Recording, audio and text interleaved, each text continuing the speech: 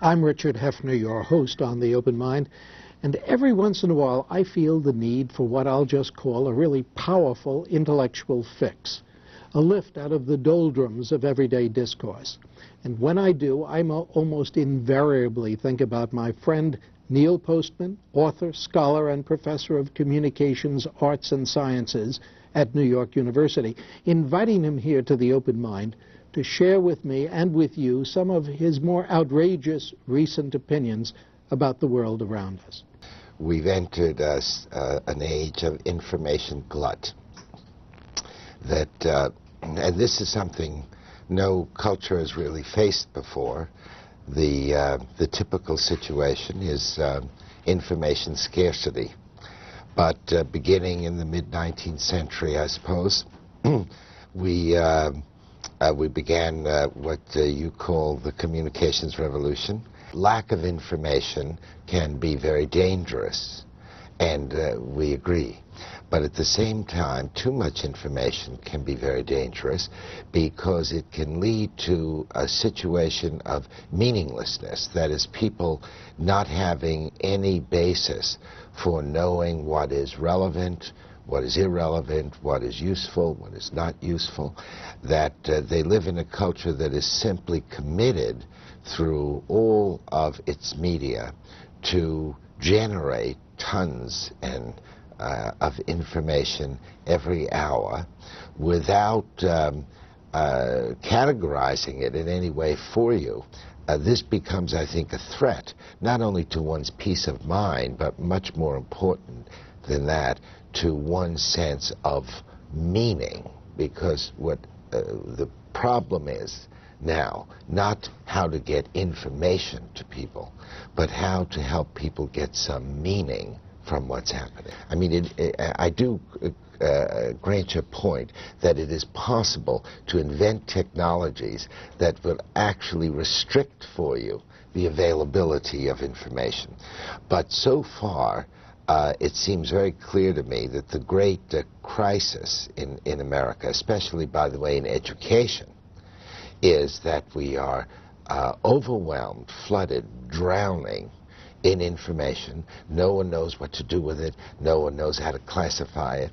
But this is the whole question. If culture is communication, and if it's shared information, then what is our culture now?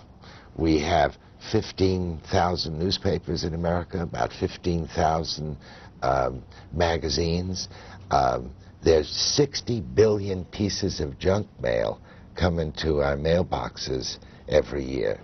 There are millions of computers and millions of television sets and radios, and it's all just pouring out stuff, and no one has any sense of what to do with it. Why aren't people outraged, for instance, if they're watching a television news show and there's a story about a murder in the Bronx or a rape someplace, and this is followed then by a commercial for Levi or United Airlines? Why don't people, in the normal course of events, say, this is outrageous? How can you expect me to react to the meaning of a rape in the Bronx, and then the next second expect me to have a different emotional response entirely to a commercial about jeans?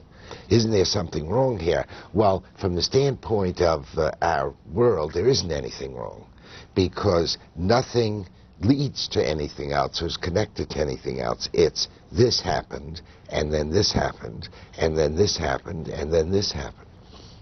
We are less coherent in our understanding of information.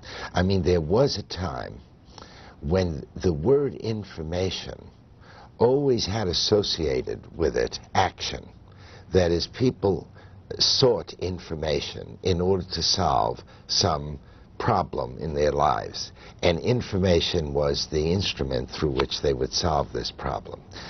Then, beginning in the 19th century, information became a commodity, beginning actually, I think, with telegraphy, something you could buy and sell. And the action association began to diminish, so that now there is nothing but information, and we're not really expected to do anything with it, just consume it. To know what to do with information depends on one's having some sort of conceptual framework.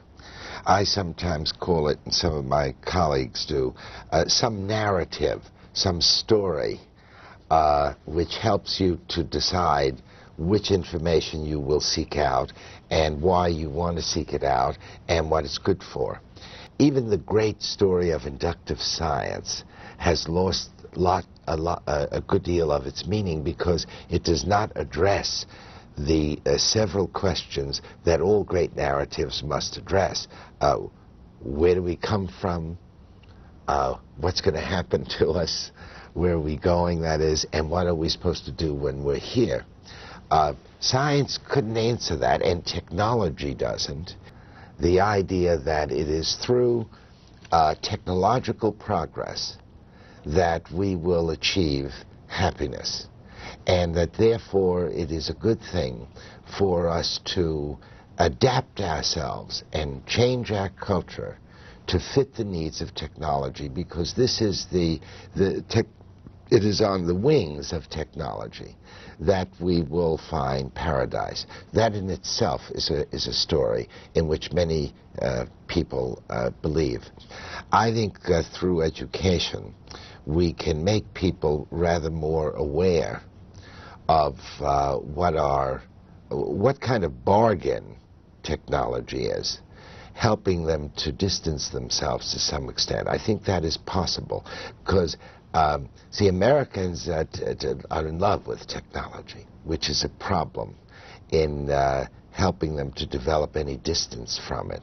Don't you think that technology, well programmed, do you reject that belief, that faith, that technology, well programmed by a storyteller, can make us free?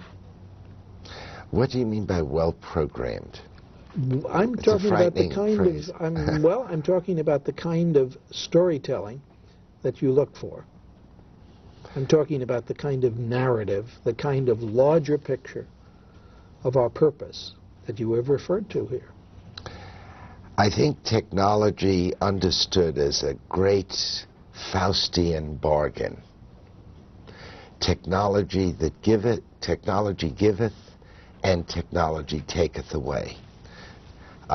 If we understand that tale, then with every new technology, we would have to ask, what will it give us and what will it take? We can't be so naive as to think that we are completely in control of any technology. If not we, then who? Well, to some extent, the technology has its own agenda. I mean, if you build a 747, you may not want to build one. But once you build a 747, you're not going to use it to carry commuters from Scarsdale to New York. Once you build a 747, the structure of the machine itself will tell you how you're going to use it. And if you build a combustion engine machine, well, you could use an automobile to raise chickens in, but it's very unlikely. In other words, every technology has an agenda of its own. If we understand what that agenda is, we have several options. One, we may not want the technology to begin with, or second, if we can't help getting it, we may want to, through social policy, political action, and education, in some way, minimize its negative consequences as we perceive them and predict them, and maybe even maximize its constructive possibilities. Suppose it were 1903 now, Dick, and we knew as much as we know now about the automobile. We'd never let it happen. Well, I don't know. I mean, if we put on a chalkboard on one side all the advantages of having an automobile, and they would be considerable, and then on the other side we put the disadvantages. Our air would become poisoned, our cities choked, the suburbs would be created, etc. And we must include the beauty of our natural landscape would be sacrificed to some extent. And then we presented it to the American public. Said, well, here's a new technology. This is what we will get. This is what it will do. And this is what it will undo. Now, let's have a plebiscite. Well, I think Americans would say, let's do it. But if we put it that way, they would also say, let's do it, but is it possible for us to minimize in some way the negative consequences and even maximize the positive consequences? Now, that would represent a level of awareness concerning technological change that I think could be the basis of a brand new story, that is consciousness of the fact that we are technological creatures and have to learn how to control it and ourselves in the face of technology.